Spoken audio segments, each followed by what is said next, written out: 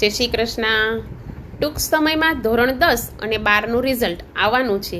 તો તમામ વિદ્યાર્થીઓને મારું એટલું જ કહેવાનું છે કે જે વિદ્યાર્થીઓ પાસ થાય એને બેસ્ટ ઓફ લક, અને જે વિદ્યાર્થીઓ નાપાસ થાય એ લોકોએ ક્યારેય પોતાના માઇન્ડને ડિપ્રેશનમાં નાખવાની જરૂર નથી.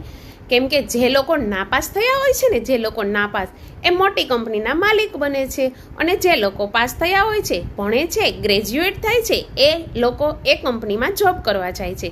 એટલે નાપાસ થયેલા તમામ વિદ્યાર્થીઓને મારી એટલી જ શુભેચ્છા, ઈચ્છા અને એટલું જ હું કહેવા માંગુ છું કે તમે લોકો નાપાસ થાવ છો એનો મતલબ એ નથી કે અહીંયાથી તમારું જિંદગી અટકી જાય છે. અહીંયાથી તમારી નવી જિંદગી શરૂ થાય છે અને તમે મોટી કંપનીના માલિક બનવાના છો, એ પાક્કું છે. એટલે જ ભગવાને તમને 10મા ને 12માના રિઝલ્ટમાં ફેલ કર્યા છે.